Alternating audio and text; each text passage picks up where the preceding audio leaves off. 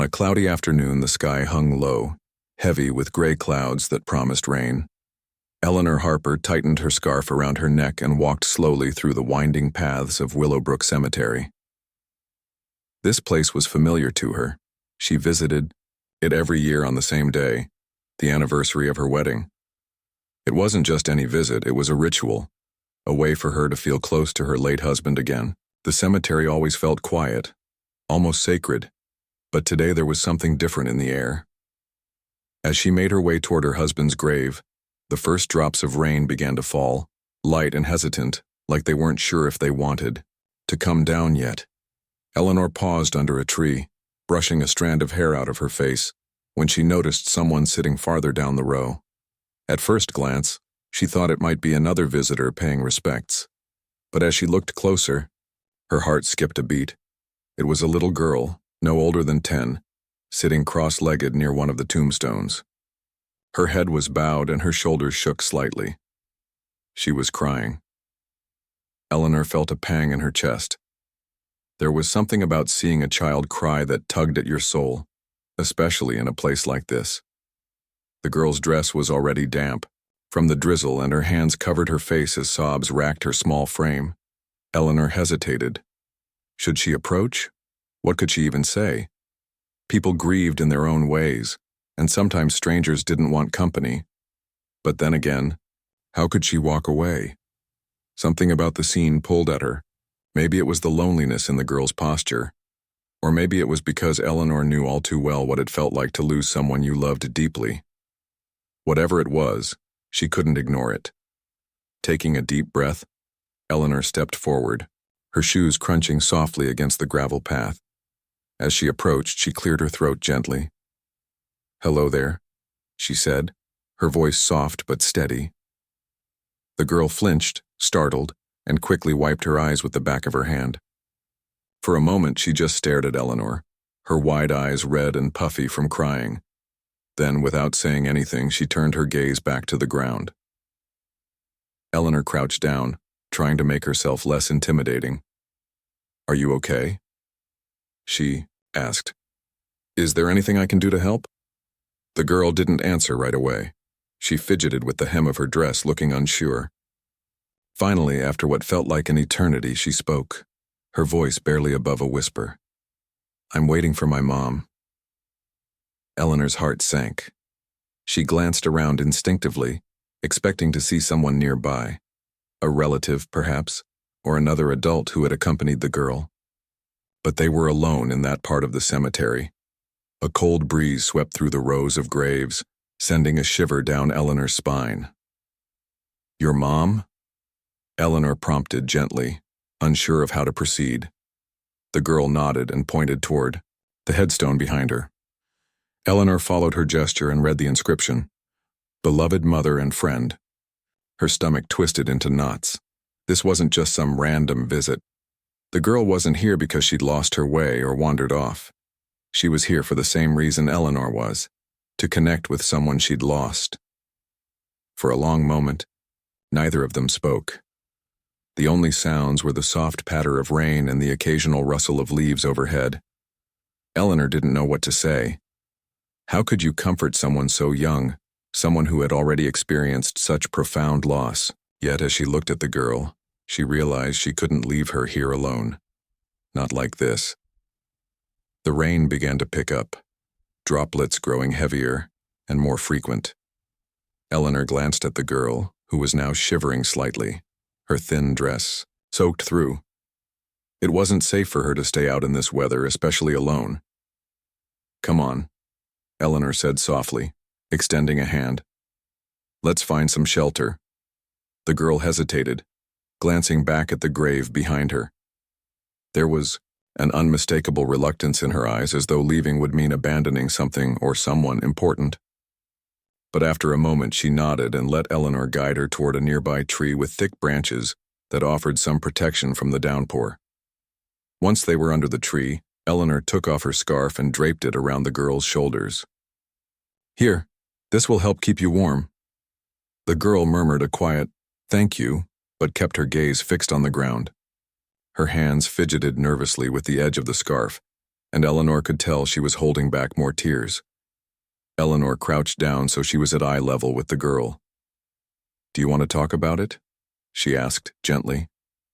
"Sometimes it helps to share what's on your mind." The girl didn't respond immediately.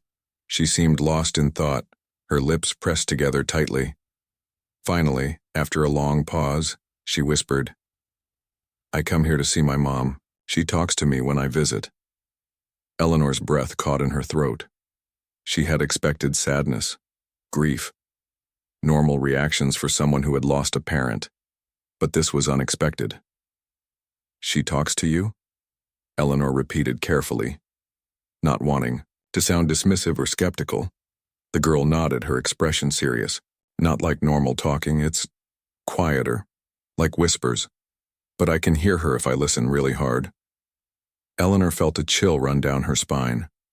Was this just the imagination of a child trying to cope with loss? Or was there something more to it? She had heard stories before, people claiming to feel the presence of loved ones who had passed away, but she had never experienced anything like that herself. Still, the sincerity in the girl's voice made it impossible to brush off. "What does she say?" Eleanor asked, her curiosity getting the better way. The girl shrugged. "Different things. Sometimes she tells me stories about when I was little. Other times she reminds me to be brave. Today," her voice trailed off and fresh tears welled up in her eyes. "Today she didn't answer. No matter how much I called her, she stayed quiet." Eleanor's heart ached for the girl. She reached out and placed a comforting hand on her shoulder. "That must have been really hard for you," she said. "But maybe she's still here, just in a different way. Sometimes we don't always get answers right away." The girl looked up at her, her eyes wide and searching. "Do you think so?" Eleanor hesitated. How could she explain something she didn't fully understand herself? Instead of answering directly, she decided to share a piece of her own story. "I lost someone very important to me too," she began. "My husband. He passed away a few years ago, and I miss him every single day. I used to hope he'd send me signs, something to let me know he was okay. Most days I didn't get anything.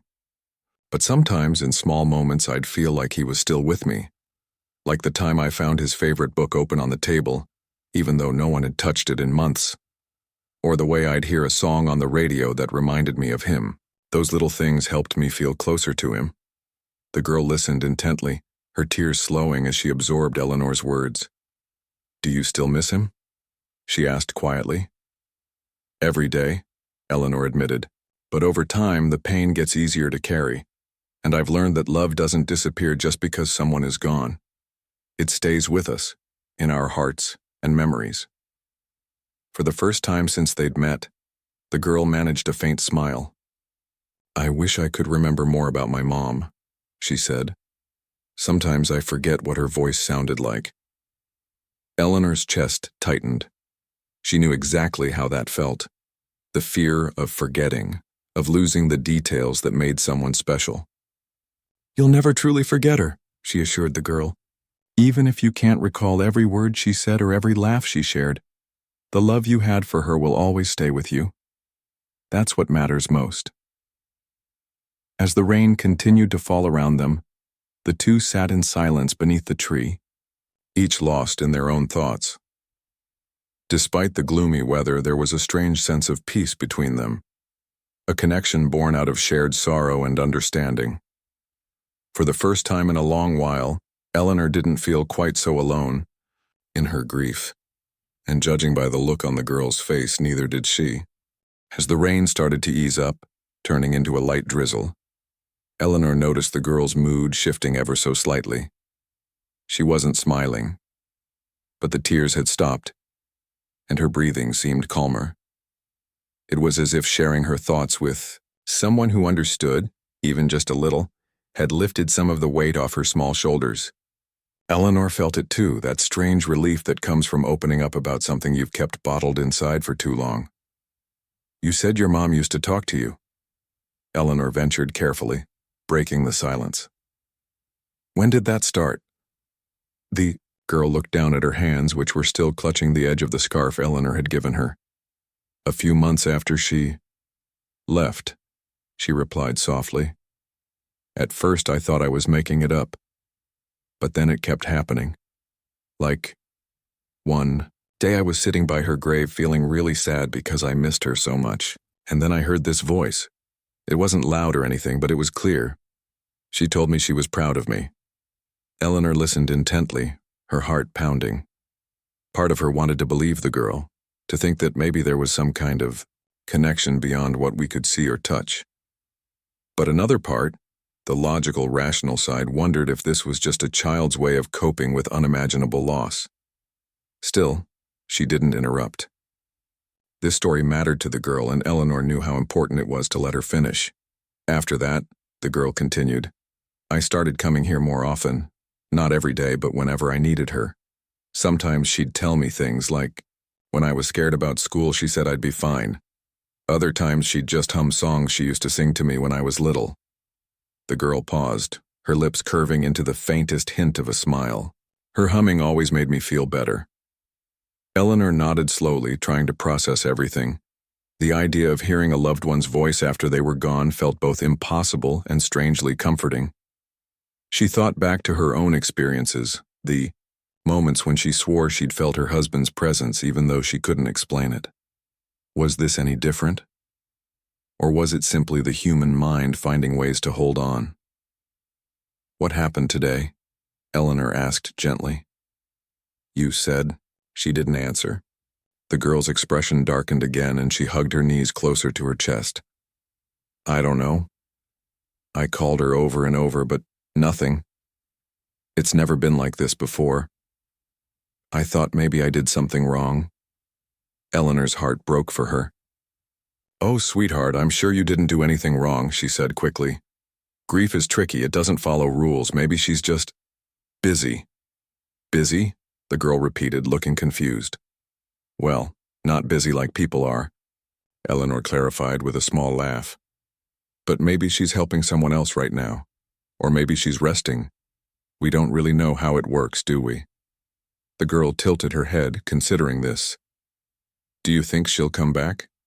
Eleanor hesitated. She didn't want to make promises she couldn't keep, but she also didn't want to crush the hope in the girl's eyes. I think love doesn't just disappear, she said finally. Even if we can't hear them or see them, the people we care about stay with us, in our hearts, in our memories. And sometimes, if we're lucky, we get those little moments where it feels like they're close again. The girl nodded slowly, as if trying to absorb the words. Then after a moment she added, she used to write stuff too. Write stuff?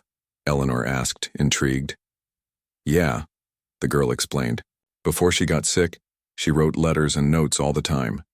She said it was her way of talking to people without actually talking. Like, if she wanted to say sorry or thank you, she'd write it down instead of saying it out loud. Eleanor frowned, her curiosity piqued. Did she leave anything behind, any letters or journals? The girl shook her head. Not that I know of.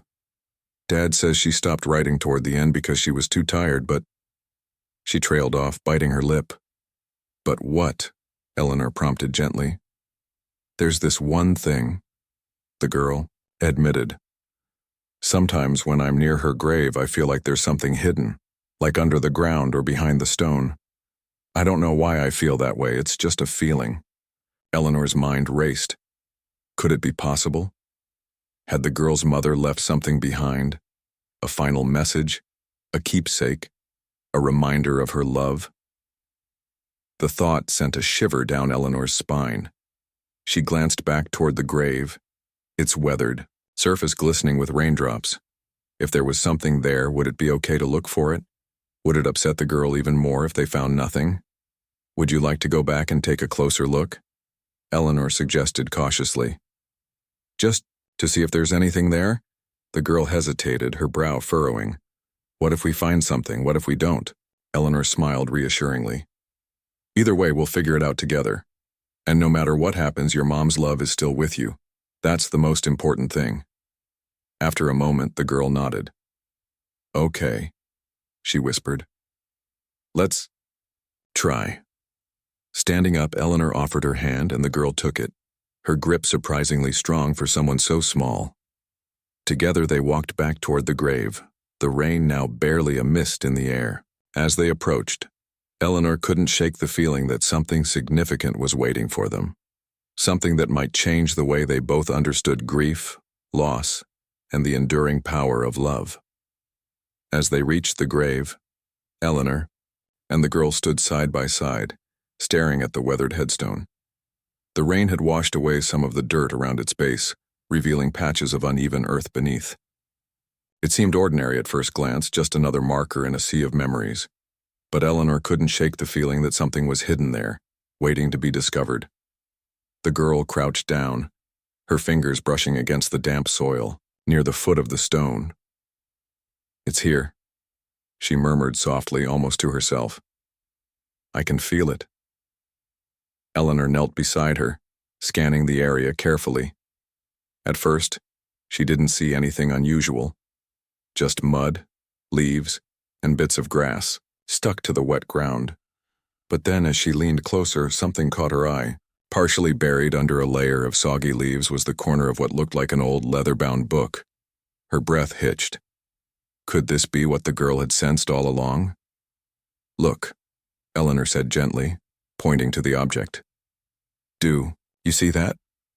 The girl's eyes widened as she spotted it. Without hesitation, she reached out and began clearing away the debris with trembling hands. Eleanor helped, brushing aside leaves and scooping away clumps of mud until the item came fully into view. It was indeed a journal, its cover worn and faded from years of exposure to the elements. The edges were frayed, and the pages inside looked brittle, but it was intact. For a moment, neither of them spoke. They simply stared at the journal as if afraid to touch it. Then slowly, the girl picked it up, cradling it in her lap, like it was the most precious thing she'd ever held. "This is hers," she whispered, her voice filled with awe. "It has to be." Eleanor nodded, her heart racing. She could already imagine the weight of what might be inside. Words written by a mother who knew her time was limited. Messages meant to guide and comfort her child even after she was gone. "Do you want to open it?" she asked softly. The girl hesitated, clutching the journal tightly. "What if it's not for me?" she asked, her voice tinged with uncertainty. "What if I'm not supposed to read it?" Eleanor placed a reassuring hand on her shoulder. "If your mom left this here, I think it's because she wanted you to find it. Maybe not today, maybe not yesterday, but when the time was right. And look where we are now. You found it. That means something." After a long pause, the girl nodded, her resolve strengthening. With careful hands, she opened the journal to the first page. The handwriting inside was neat but slightly shaky, as though the writer had been fighting fatigue or pain. At the top of the page were two simple words: "To my sweet Lily." Tears welled up in the girl's eyes as she traced the letters with her fingertips. "That's me," she whispered, her voice breaking. "She wrote this for me." Eleanor felt a lump rise in her own throat. "Go on," she encouraged gently. "Read it." The girl turned the page, her eyes scanning the lines of text. As she read aloud, her voice wavered, but grew steadier with each word. "My dearest Lily, I don't know how much time I have left, but I want you to know that every moment I've spent with you has been a gift. If you're reading this, it means I'm no longer there to hold your hand or tuck you in at night. But please remember this. I am always with you, in the wind that brushes your face, in the songs you hum, in the laughter you share with others. Don't be afraid to live fully, to dream big, and to love deeply. Life will throw challenges your way, but you are stronger than you think. Whenever you feel lost, close your eyes and listen closely. I'll always be here." By the time she finished reading, tears were streaming down the girl's face. But they weren't the same tears of sadness she'd shed earlier. These were different, softer, as if a burden had been lifted. She hugged the journal to her chest, rocking back and forth slightly. "She didn't forget me," she said, her voice choked with emotion. She didn't leave me alone. Eleanor reached out and pulled the girl into a gentle embrace. Of course she didn't, she said firmly. A mother's love doesn't disappear. Not ever. They sat there for a while, letting the words sink in. The cemetery was quiet now, the rain having stopped completely. Sunlight peeked through the clouds, casting golden streaks across the grounds. For the first time since they'd met, the atmosphere felt lighter, warmer, as if the storm had finally passed. With the journal cradled in her lap, the girl flipped through its pages slowly, her fingers brushing against the fragile paper, as if afraid it might crumble under her touch. Each page was filled with handwritten notes, some short, others long, but all of them brimming with love and guidance. Eleanor watched silently, giving the girl space to absorb the words meant only for her. This is amazing, the girl murmured, pausing on a page halfway through the journal. Her voice trembled slightly as she read aloud. When you're feeling scared or unsure, remember that courage isn't about never being afraid, it's about moving forward even when you are. You have so much strength inside you, Lily. I see it every time you smile. Eleanor felt a lump rise in her throat. The mother's words weren't just comforting, they were empowering, full of faith in her child's ability to face life's challenges. It was clear this wasn't just a journal. It was a lifeline, a way for the mother to stay connected to her daughter beyond death. The girl turned another page, and her expression softened. She wrote this one after my birthday, she said, pointing to the date at the top. Happy 9th birthday, my sweet girl. Today I want you to know how proud I am of the person you're becoming. Even though I won't be there to celebrate every year with you, please don't stop making wishes. Dreams keep us going no matter what. For a moment, she closed her eyes, clutching the journal tightly. When she opened them again, tears glistened on her lashes, but her lips curved into a faint smile. I didn't make a wish last year, she admitted quietly. I thought maybe it didn't matter anymore. Eleanor leaned closer, her tone gentle yet firm. It matters more than ever, she said. Wishes remind us that hope is still alive. They give us something to look forward to, even when things feel hard. The girl nodded slowly, her gaze returning to the journal. She continued flipping through the pages, occasionally stopping to read snippets aloud or share memories sparked by the entries. One passage talked about baking cookies together, a tradition they'd shared during happier times. Another described their weekend trips to the park, where the girl would chase butterflies while her mom watched from a bench. Each memory seemed to bring her closer to her mother, filling the void left behind with warmth and laughter.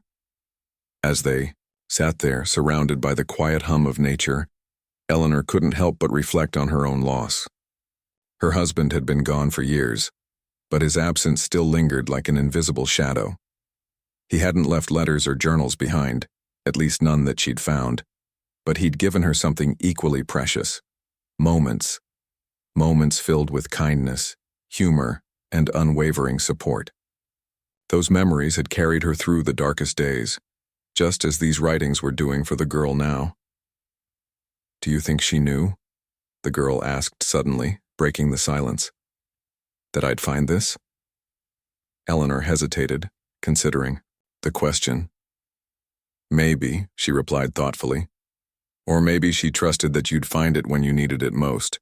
Sometimes we leave pieces of ourselves behind without realizing how much they'll mean to someone later. The girl tilted her head, pondering this idea. Then, with a mix of curiosity and determination, she turned to the final entry in the journal. The handwriting here was shaky, almost illegible in places, as though the writer had been struggling to hold the pen steady. Despite the difficulty, the message was clear. My darling Lily, if you're reading this, it means I'm no longer there to hug you or tell you how much I love you. But please know that my love hasn't ended. It's simply taken a different form. I'll always be with you in the quiet moments when you need me most. Keep talking to me, keep sharing your heart, and I promise I'll listen. always. Ding. Girl's breath hitched as she finished reading. For several seconds she didn't move, her eyes fixed on the page. Finally, she closed the journal and hugged it to her chest, rocking back and forth slightly. She promised, she whispered, her voice thick with emotion. She promised she'd listen. Eleanor reached out instinctively, placing a hand on the girl's shoulder. And she will, she said firmly. Not because she has to, but because she loves you. Love doesn't disappear. It finds new ways to stay close. They sat in silence, for a while, letting the weight of the moment settle around them. The cemetery, once heavy with sorrow, now felt peaceful, almost serene. Birds chirped softly in the distance, and the sun broke through the clouds, casting golden rays across the grounds. It was as if the world itself was offering reassurance, that even in loss there was beauty and connection. After a while, the girl looked up at Eleanor, her eyes brighter than before. "Thank you," she said simply, "for helping me find this." Eleanor smiled, her own eyes misty. "You're welcome," she replied, "but I think you found it yourself. You just needed someone to believe in you." The girl nodded, clutching the journal tightly. Then, glancing at the grave behind them, she stood up and walked over to the headstone.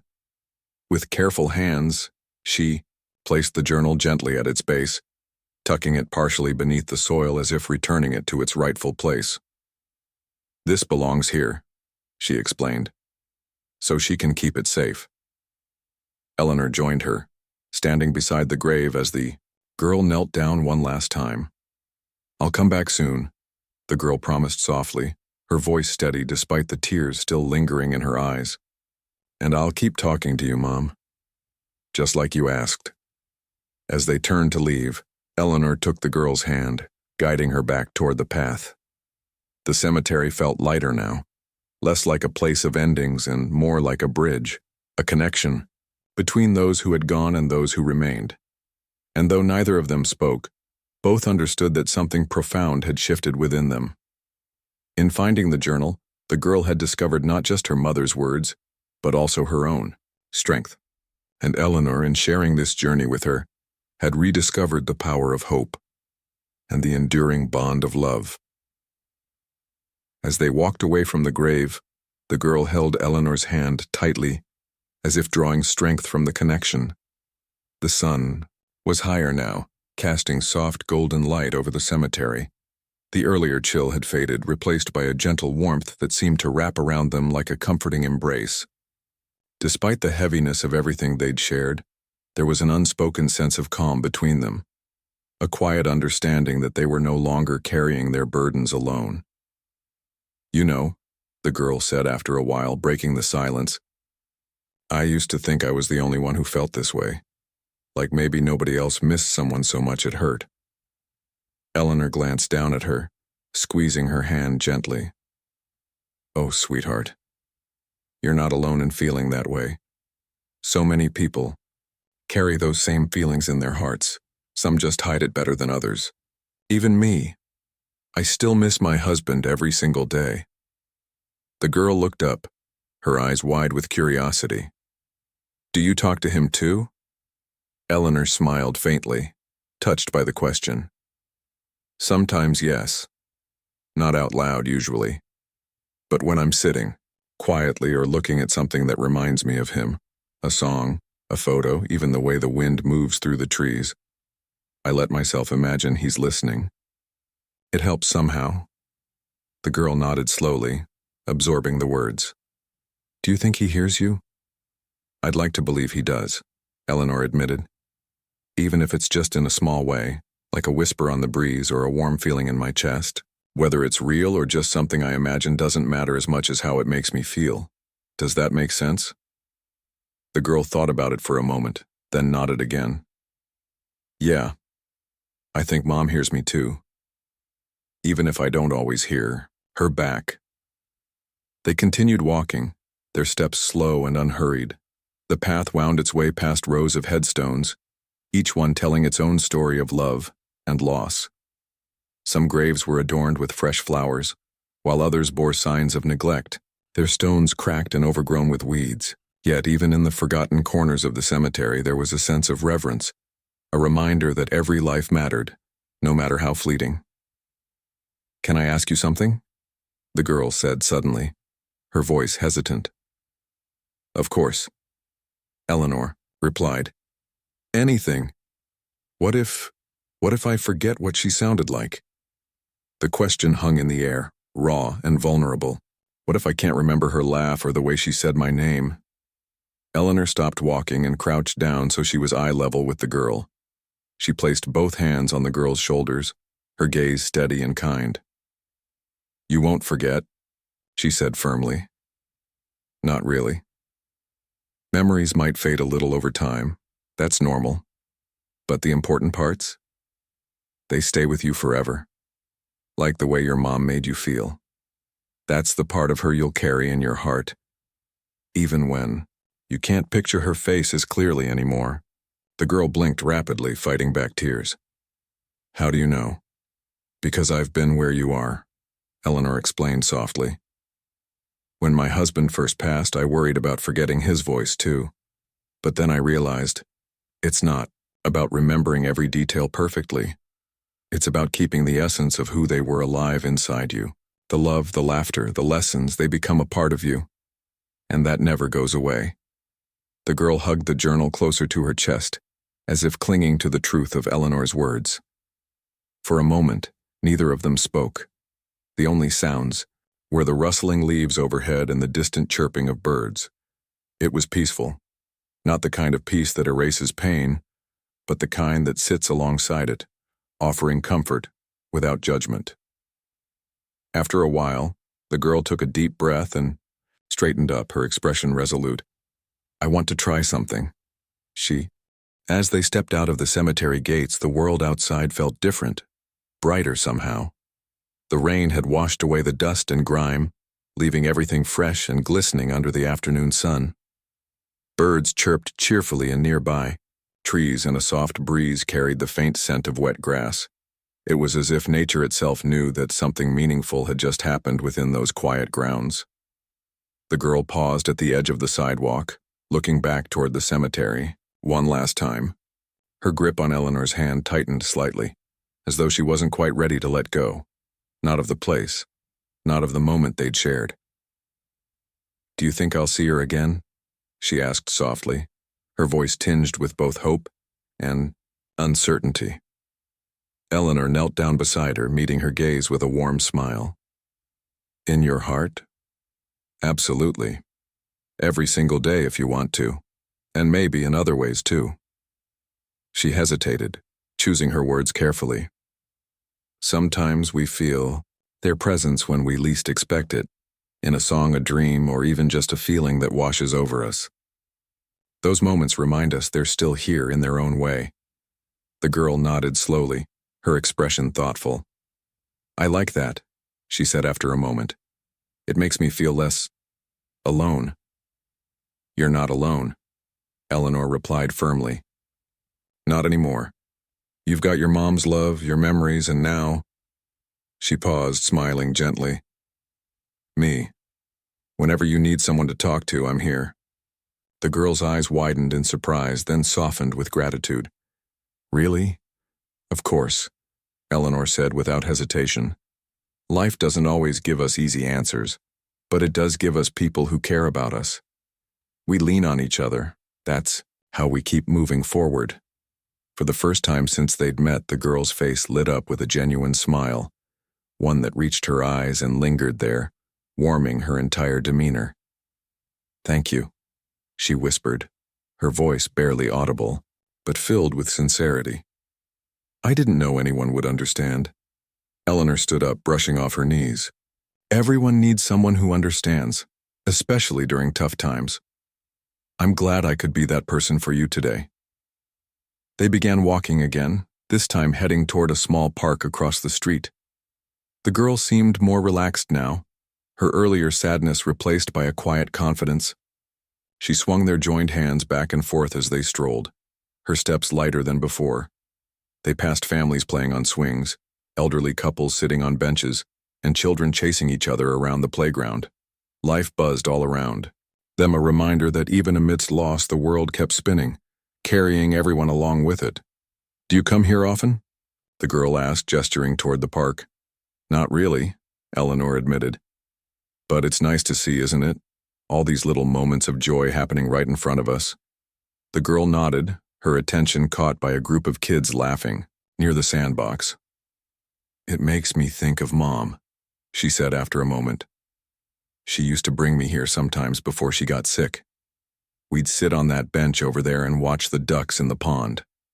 Eleanor followed her gaze to a weathered, wooden bench near the water.